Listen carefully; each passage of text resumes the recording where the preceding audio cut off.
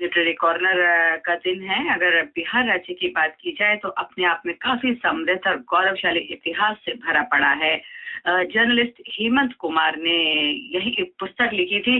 बिहार में 1948 के समय के बिहार को अपनी पुस्तक प्रे बाय द गेंजेस के माध्यम से दर्शाया है कि उस समय किस तरीके का बिहार था, कितना समृद्ध था।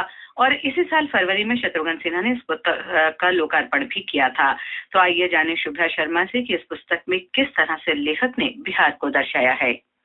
फरवरी में पटना साहिब से लोकसभा सांसद शत्रुघ्न सिन्हा ने अंग्रेजी के एक उपन्यास का लोकार्पण किया। वरिष्ठ पत्रकार हेमंत कुमार के इस उपन्यास प्रे बाय द गैंजेस में मूल रूप से 1948 के बिहार का चित्रण है, लेकिन जैसा कि उन्होंने खुद भी लिखा है, ये किसी भी समय की घटनाएं हो सकती हैं, आज की भी, क्योंकि कहानी के मूल में जो मानवीय संवेदनाएं हैं, लोभ, घृणा, हिंसा जैसे जो आवेग हैं, वे सर्वकालिक हैं, सार्वभौमिक हैं। उपन्यास का नायक शंभू हिंसा से कोसों दूर था। उसका काम लोगों को तकलीफ देना नहीं, उनकी तकलीफें कम करना था। लेकिन पेशे से वैद्य शंभू नंदन के बचपन के मित्र रवि की जब बड़े ही निर्मम तरीके से हत्या कर दी जाती है, तब वो उसका अधूरा काम पूरा करने की ठान लेता है। उसकी ये यात्रा उसे गंगा तट के घने जंगलों में ले जाती है, जहाँ ठाकुर गजानन की मर्जी के बगैर पत्ता भी नहीं हिल सकता। आगे की सारी घटनाएं, सारे पात्र रोचकता का ऐसा ताना बाना बुनते हैं कि उपन्यास से निगाहें हटाना कठिन हो जाता है। अंग्रेजी में ऐसी पुस्तकों के लिए आजकल एक नए शब्द का प्रयोग किया जाता है,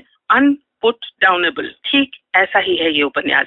मुझे लगता है कि ये किसी भी लेखक के लिए एक बड़ी उपलब्धि है, और खासतौर पर तब जब ये लेखक की पहली ही रचना हो। लिटरेरी कॉर्नर के लिए आज हमने लेखक हेमंत कुमार और संपादक रुचिरा मित्तल से बात की। हेमंत जी, ये बताइए कि पत्रकारिता में लेखन प्रतिभा को भी पूरा अवसर मिलता है और रहस्य रोमांच भी बना रहता है, फिर आपने फुल टाइम लेखक बनना क्यों चुना? मुझे लगता है साहब, मैं लिखने के लिए ही बना था जी। और शुरुआत तो मेरी करियर की ऐसे हुई थी कि मैं प्रेस ट्रस्ट ऑफ इंडिया का कॉरेस्पॉन्डेंट था।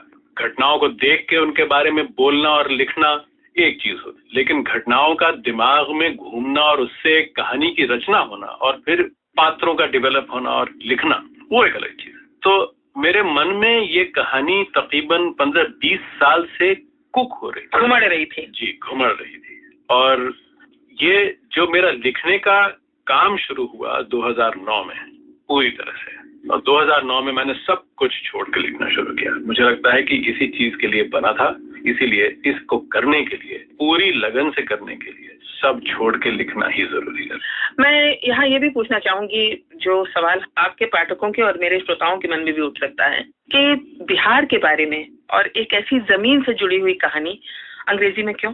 सबसे बड़ी बात, उस इलाके से होता हुआ भी मैं हिंदी उतना बढ़िया लिख नहीं सकता। मेरा सवाल ये इसलिए था कि कहीं ऐसा तो नहीं कि जो पाठक इस पुस्तक को पढ़ना चाहेंगे वो हिंदी से ज्यादा वाकिफ हैं बजाय अंग्रेजी के? असल में इन दिनों इस किताब के तर्जुमे की बात चल रही है, और अगर किस्मत अच्छी रही तो अगले कुछ महीनों में हमारे पास ये पूरी की पूरी तरह से ट्रांसलेटेड हिंदी में होगी। आपने कहा कि बहुत समय से आपके दिमाग में ये कहानी कुक हो रही थी, घुमड़ रही थी, तो कहाँ क्या कमी थी जो आपने उसी वक्त नहीं शुरू किया और इतनी देर लगा दी उसको शुरू करने में? आत्मा को एक स्तर तक आना बड़ा जरूरी होता है, या तो एक ऊंचाई तक आना या एक गहराई तक जाना। मुझे लगता है कि मैं उस गहराई तक आ ही नहीं पाया था। जब तक आया तो मेरी उम्र इतनी हो चुकी थी। तो मेरी कलम में स्याही तभी भर पाई जब मैं इस उम्र का बना। इस स्याही को भरने में इतने साल गए। इतनी मैच्योरिटी की जरूरत थी आपको लगता है?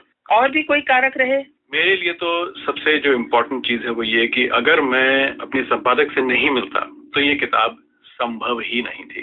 हम ऐसे लिखते थे कि आज रात मैं चैप्टर लिखता था या चैप्टर का हिस्सा लिखता था और इनको ईमेल कर देता था। रात भर ये इसको एडिट करके सवेरे मुझे भेजा करती थी, मैं उसको इंटीग्रेट करके फिर आगे बढ़ते थे। इस तरह से हमने 9 महीने में ये किताब लिखी है। तो रुचिरा जी से भी बात करना चाहेंगे हम। रुचिरा जी, आपका भी स्टूडियो में स्वागत है। आप बताएं इस रचना प्रक्रिया के बारे में। आज ये मौका बहुत ही खुशी का है कि हम इसके बारे में सब लोगों से बात कर पा रहे हैं। ये किताब जब मैंने इसका चैप्टर पढ़ा तो मुझे ऐसा एहसास हुआ कि मैं अपनी आंखों के सामने आपकी लिखाई को देख पा रही थी, विजुअली देख पा रही थी। इस बात ने मुझे बहुत एक्साइट किया और मैं चाहती थी कि आप इसको आगे बढ़ाएं और कहानी को पूरी करें। और जैसे जैसे आपने मुझे चैप्टर्स भेजे उसमें मैं और उलझती गई और मुझे यकीन हो गया कि pray by the Ganges definitely print होनी चाहिए और सब लोगों तक पहुंचनी चाहिए। 2 बातें मुझे खास याद हैं इस किताब को लेके। पहली बात तो ये कि जब मैंने पहली दफा ये किताब लिखी थी तो उसमें डायलॉग में वो इम्पैक्ट नहीं था।